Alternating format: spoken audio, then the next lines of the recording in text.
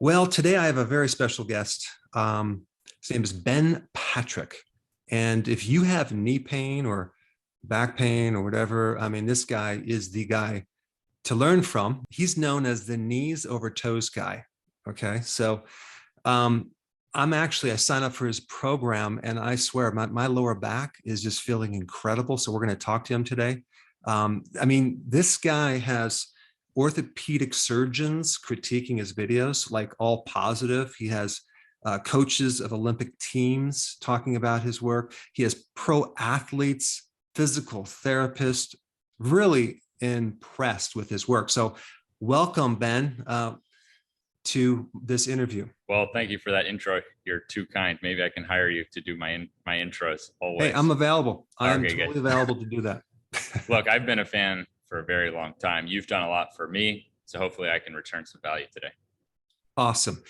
Well, today I want to really talk about knee pain because your rehab program is quite remarkable. I just want to tell you, you don't know this, but a while ago I had my back has been killing me, and of course, in high school I was training incorrectly. I was a wrestler, went to wrestle in college, and I did everything wrong and blew out a disc and ended my whole career.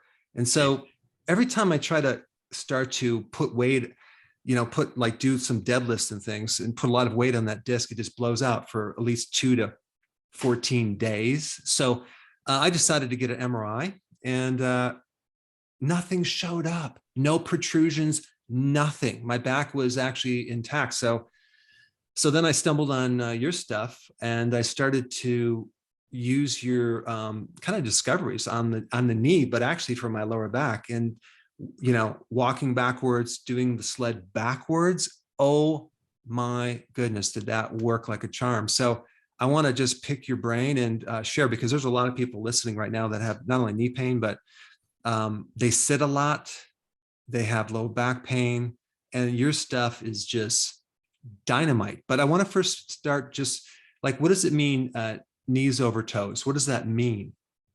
So the the reason for the knees over toes name is because a big myth started about 50 years ago of don't let your knees over your toes. And so for me coming up, I was always told that, but I had disastrous knees and partially artificial kneecap by the time I was 18, couldn't play basketball anymore. And I never trained with my knees over my toes. But the moment you want to step downstairs or jump or land from a jump, there's intense pressure on your knees over your toes. And that was the only conclusion that they found 50 years ago, is when your knee is over your toes, there's more pressure on your knee. But it didn't determine that was a bad thing. It just determined there's more pressure there. So we'll be able to dive in and look at, that's how you reverse out knee pain, is actually by figuring out how to safely apply pressure so you can handle that. Wow. So I've read your books, and basically the methodology of how they train us now in high school, junior high school, college, professional. I mean, it's just like, it's incorrect. It's totally outdated. So you had some serious knee pain, I think, early on, that led to a surgery. And then you had to kind of like do a deep dive to figure this out yourself. Tell us a little bit about that. Yeah, so my chronic knee pain started about age 12. So I didn't even quite develop right. I worked so hard to be good at basketball in terms of the skills, but I just didn't have the body, and I had knee pain starting at 12. So that by the time I was in that 18 to 20 range, my knees were a mess. I had no muscles around my knees to protect them, couldn't play basketball anymore. And I have a dead guy's meniscus. I have some kind of plastic substance for a kneecap in one knee. My quad tendon that even like holds things together had to be surgically repaired. That was actually all on my left knee. And then my right knee, I still kept trying to play basketball, even though I didn't get any college scholarships or anything like that. Then on my right knee, I was diagnosed with a torn ACL, had more tears. So at this point, I was just completely at the bottom with my knees. In my mind, it ruined my life. And at that point, I just gave up basketball and was like, if I could just figure out how to have healthy knees, how to bulletproof my knees. And so then I just went on a journey of that. And it was kind of fortunate that one side was full of surgeries and the other side was torn up, but I didn't have surgery. And I was, even though I should have had surgery, I was too depressed on it. I was like, no way, no more surgery. So those two very different knees actually made my journey a lot tougher to work my way out of it, because surgeries can leave things really stiff after, but then non-surgery leaves it like too loose. It's not connected. So this gave me actually a really good starting ground to figure out a lot about the knees. And that is the fundamental principle I figured out, is that all the attention on athletes to get faster and jump higher and accelerate forward, we actually are super imbalanced and we're too weak backward, and we don't get enough training backward, and that actually restores the circulation and the strength. So that's the foundational principle, is just how do you get stronger backward? You know, I just want to bring up a point, because a lot of my philosophy is opposite of mainstream, which makes total sense. So here you're trying to get forward, and you go backwards. So, you know, I'm doing, opposite. I know, and I'm doing, I'm not only am I going backwards, but I'm doing this, I'm pulling the sled up a hill. So I'm living on a farm right now, and I'm actually using the hill.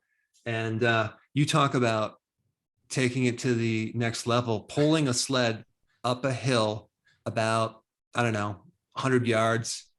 That's the best workout on the planet. I mean, you get cardio. It's just my knee. I mean, you know what's interesting, and I want you to explain the difference between eccentric and concentric, because we're working like the eccentric muscles, and there's less soreness. Like I'm not getting sore like I would the other way. You just want to touch on that just a little bit? Here's a good way to explain it simply. If someone has seen a backward sled drag, and my editor's amazing, he'll be sending visuals, and so we can look at all this on screen. But a backward sled drag would be like the fundamental starting point, 200 meters of backward sled drag. Now, in your case, you have a hill plus a sled. So let's not try to envision that yet. Let's just envision you've got some smooth turf and you're dragging a sled backward.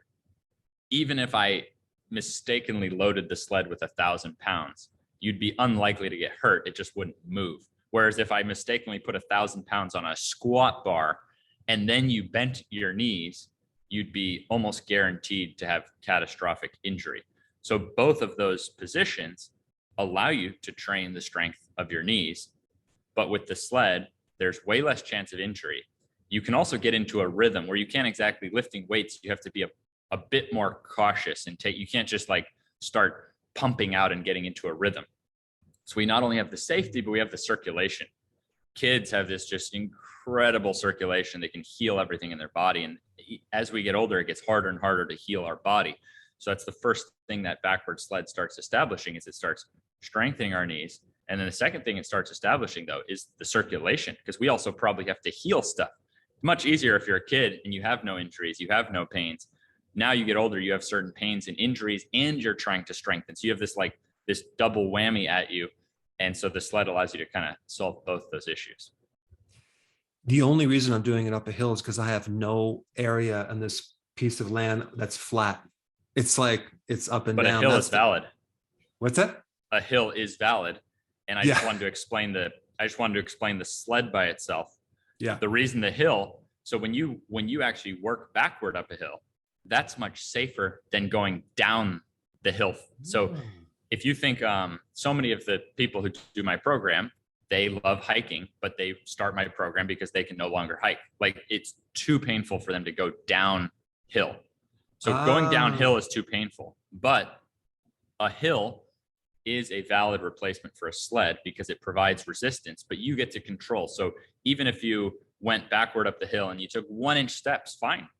You just made it backward up the hill. And then you would go down intentionally, slowly, and take small steps. So you'd ideally want not a mountainous hill, but a smooth, safe hill, not something jagged.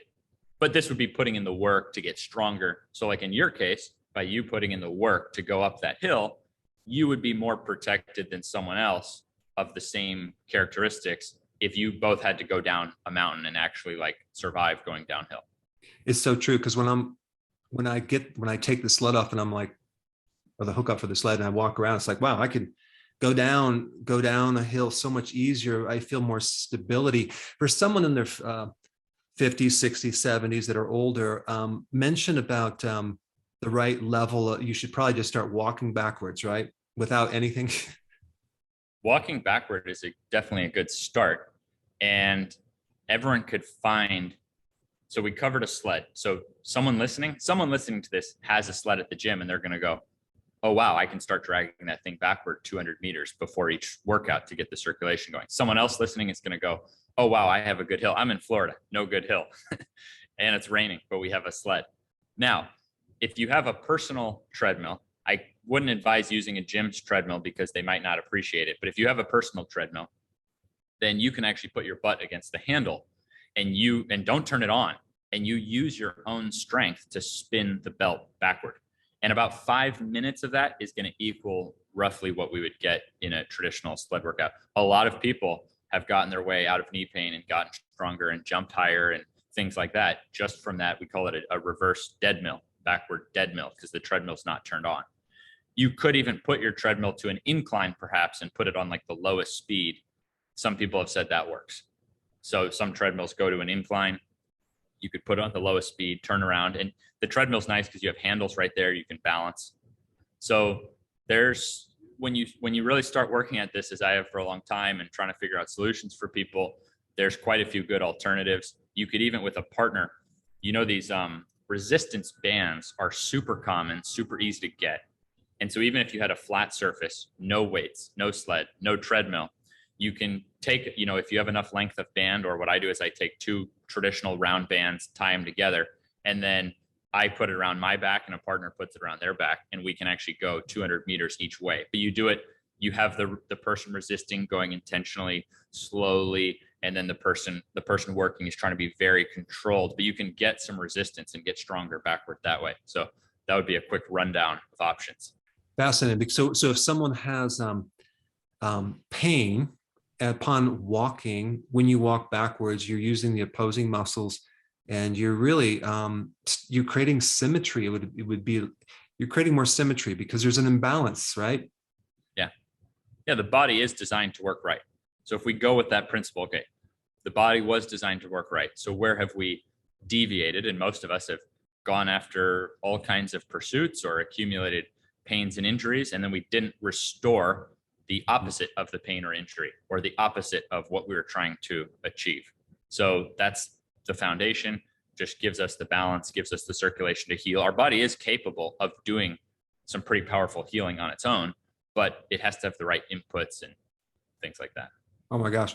I mean, even me, I always had this thought that it's really hard to evaluate myself. I need someone external to go, let me see what's going on. I can evaluate other people all day long, but so my thought was, I just need to really stretch my psoas, and that's really the problem. But when I saw your stuff, I'm like, wait a second, I have to develop these opposing muscles since I've been sitting behind my computer for a very long time, and I'm not creating enough strength on the opposing muscles. I was really a big biker, so I would do biking, right? I'm talking like hills. Oh my gosh, you get off that bike and your back is killing you because you don't bike backwards.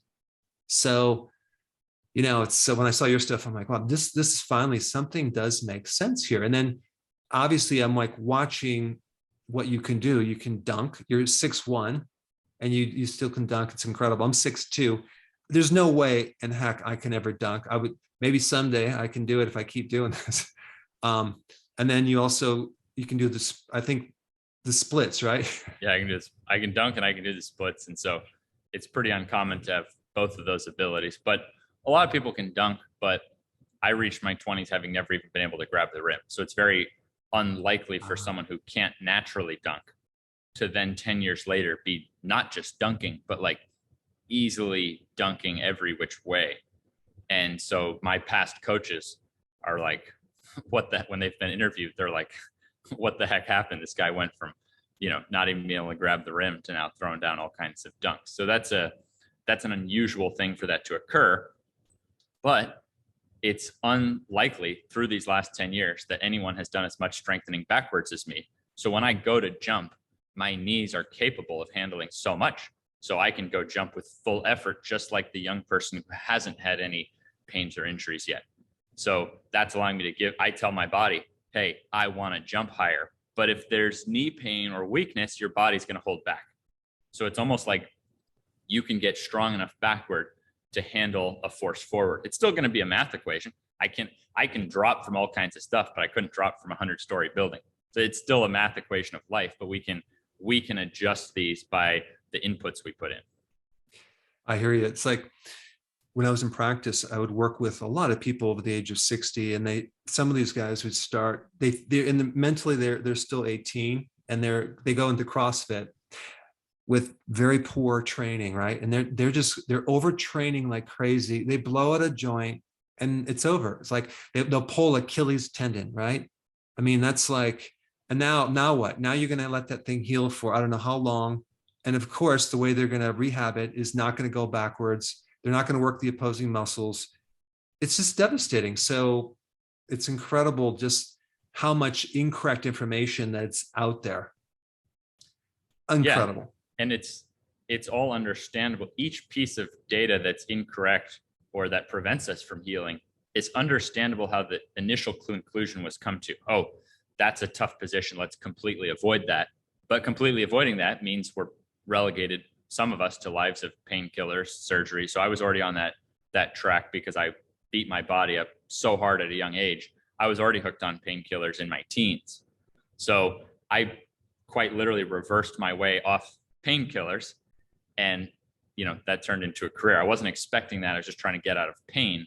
So I think that there's some powerful methods, but they do take correct techniques. It's not necessarily easy, but it's usually simple.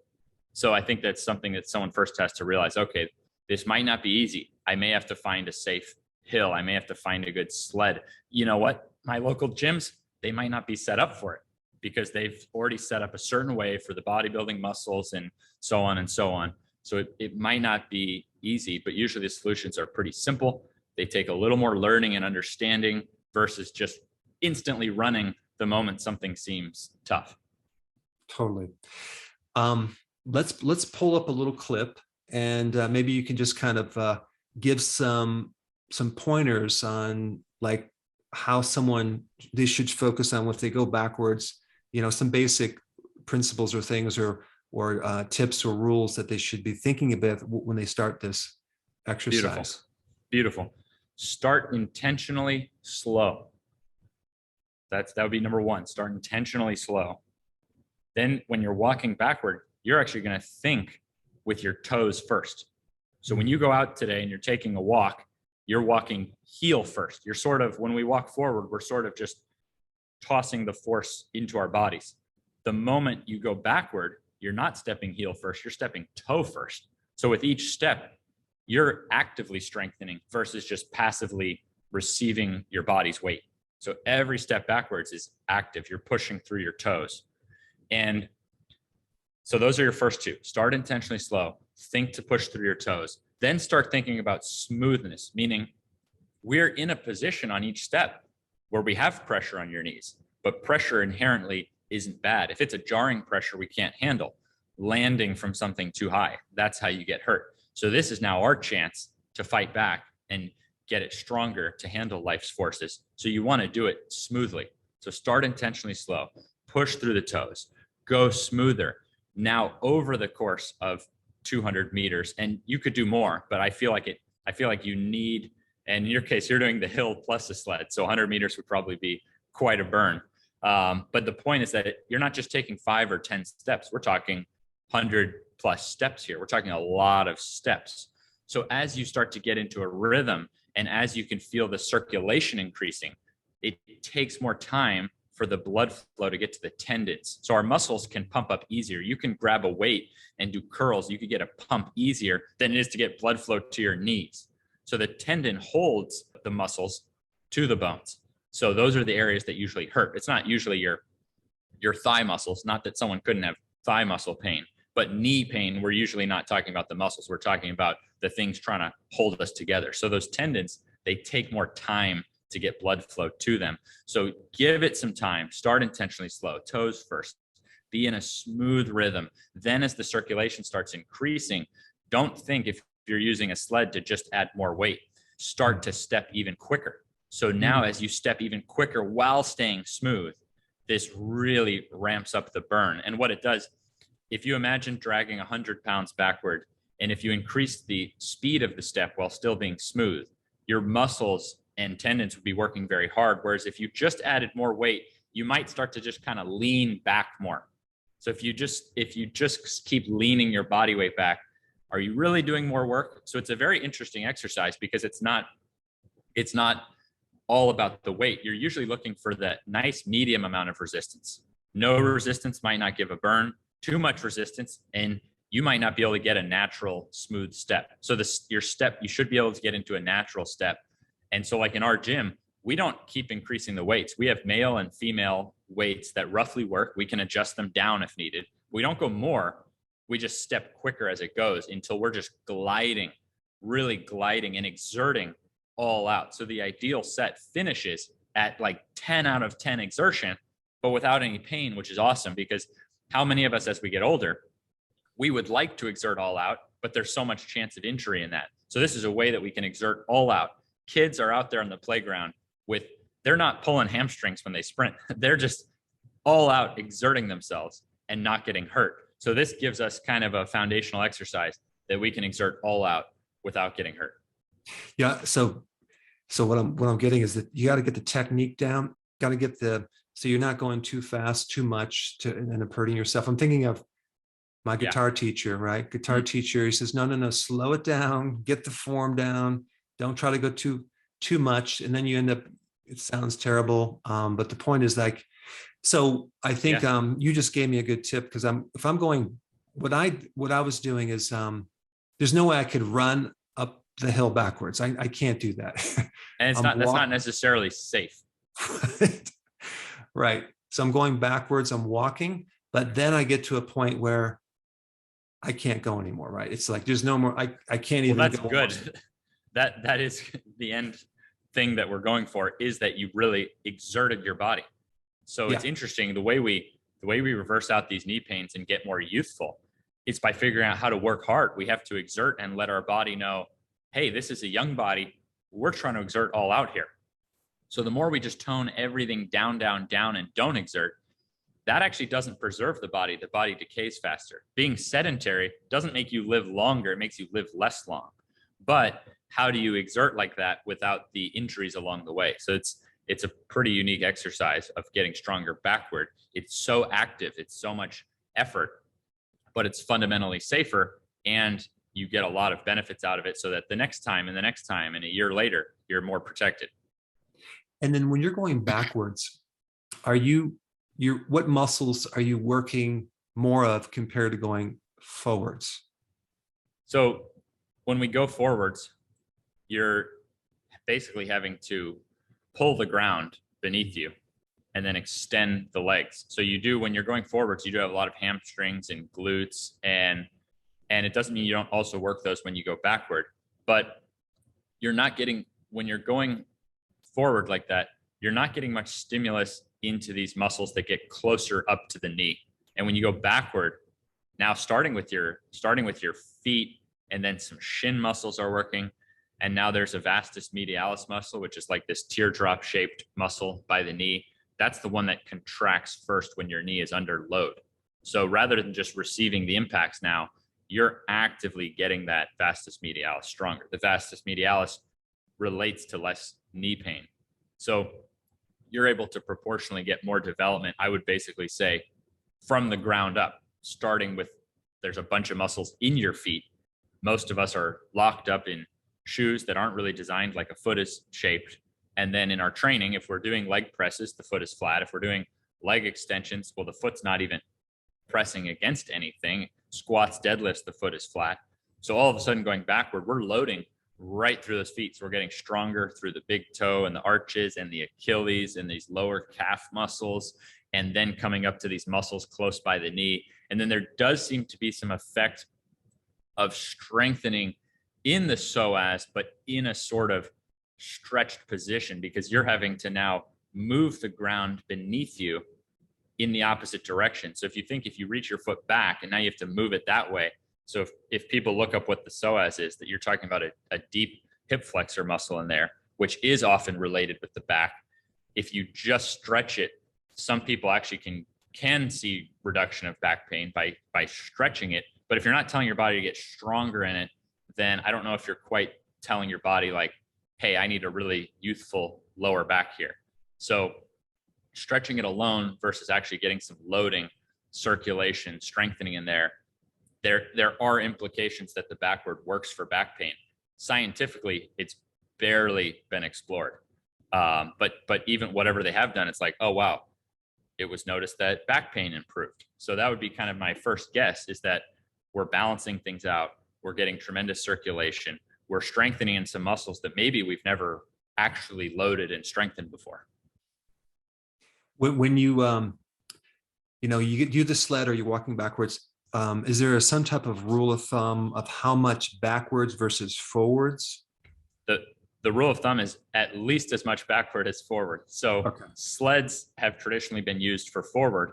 And I think when you apply the same intention of start intentionally slowly with a medium amount of weight that resists you, but it's not too heavy, not too light, you get a lot of cool benefits from going forward with the sled too. And you do strengthen up those glutes and hamstrings and things like that. So going forward with the sled is awesome. But like we have a rule in the gym, you're never allowed to do more forward than backward. You have to do at least as much backward as forward. And so like currently in the program, we have, right now, I just have 4 workout days per week. Someone could obviously do extra on Wednesdays and weekends if they want.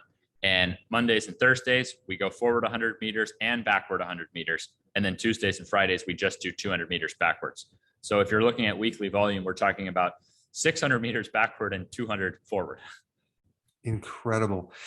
As far as the balance between flexibility and strength, you had a video on that topic. Maybe you can touch on that just a little bit. We can break it down now better than I've ever been able to break it down, because I was on some long flights the last couple of days and really figuring out how to explain how to train for longevity, how to train for youthfulness, how to protect your body. And if you think of this podcast, if we've covered one main thing of going backward so far and getting stronger backward, this would be my next main thing that I would consider extremely important. So if we think about a child, we don't see a lot of, I mean, my kid's 1 and it doesn't seem like he's thrown his back out yet. So if we think about throwing our back out, nothing's happened to me in a long time, but I can even relate. Before I did this training, sometimes I would throw my back out, like picking up a pencil or like getting out of the car in an awkward position. Like, it's not like the forces around me injured my back. I injured my own back from within my body. Kids don't injure their own bodies from within their bodies. Like, kids don't have non-contact injury. But children are weaker. And so they're constantly getting hurt by the environment around them. They're not strong enough. So if something falls or hits them or bangs, so as we get older, we get stronger. So we're more protected from the environment, but we lose that mobility. And so we're more likely to hurt within ourselves. So it would seem that the way to train for protection would be blending the mobility and the strength. So I use the sled to warm up. Pretty much every other exercise I do is even before stretching. Oh yeah, we walk into the gym, and this is an interesting point I want someone to realize. Okay, the fact that I can dunk is only significant because I couldn't naturally do that. So I did something in my training that changed that. The fact that I can do the splits, I think, is only significant because I don't spend hardly any time stretching. So it's like, wait a second, who does the splits with hardly any time stretching?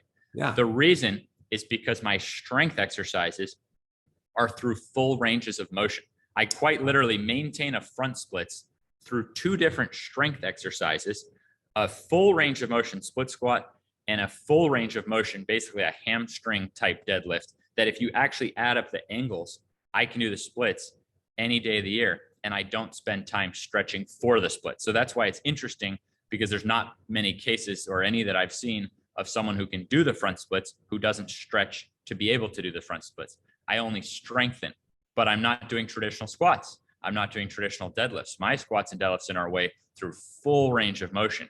Wow. So my flexibility is exceptional, but it's not just flexibility because I'm strong through every inch of that flexibility.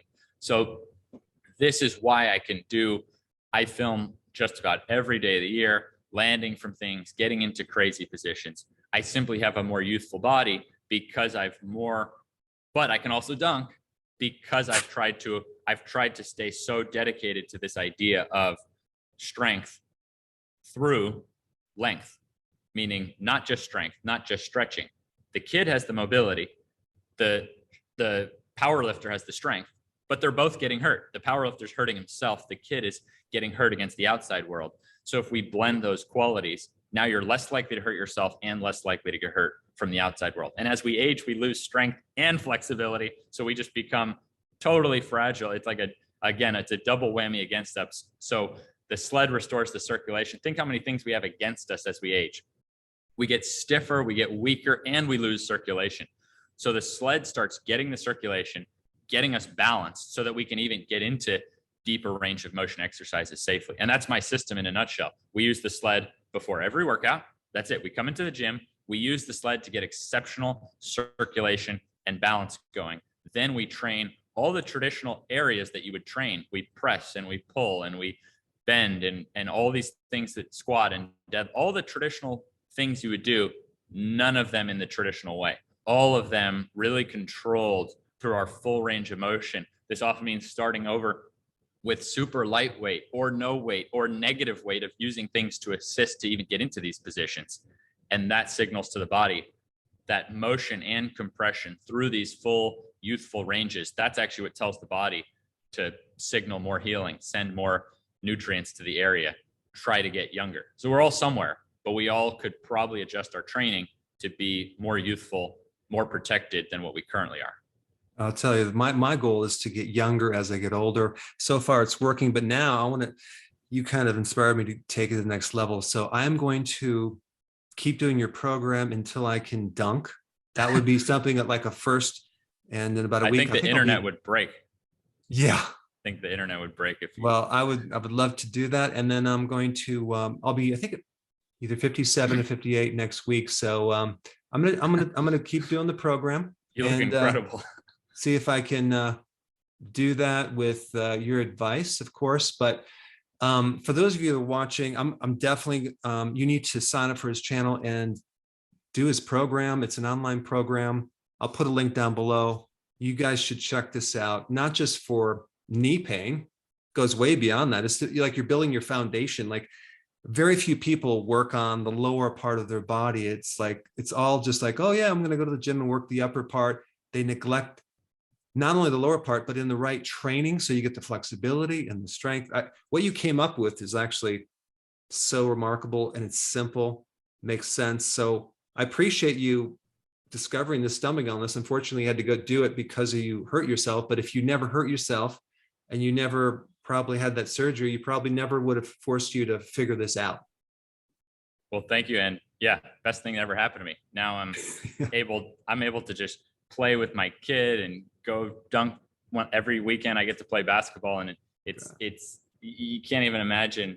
I couldn't even imagine the joy that I'd be able to get from a weekend pickup game with my friends and being able to throw down reverse dunks like I'm an NBA player or something. So, and now my goal is to dunk when my kid can dunk. So he's one. So this is my entire training goal. Every workout is calculated. How am I going to dunk when I'm 50? And the program has to be so good that, of course, he's going to have to dunk because he's not going to have the genetics to naturally dunk. So I can't, that'll be my greatest moment of my life, will be dunking when my kid can dunk. Totally. You think it's possible? Is there hope that I could maybe dunk someday? I think there's hope. Everyone starts out at different heights. So at 6'2", if you could get probably to the levels that, not necessarily in the events that they're doing, but if you look at masters athletics, so people are training for masters long jump or masters sprinting, things like that. If you could get to those type of joints and kind of put all those characteristics together, though, I think it would be possible. I'm going to go for it. Love it. So I will do that video and see if I can pull it off. But thank you so much. This has been awesome. And For those of you watching, definitely check this guy out. It's like awesome stuff. So thank you so much. Thank you. Hopefully I was able to return some value today. Absolutely.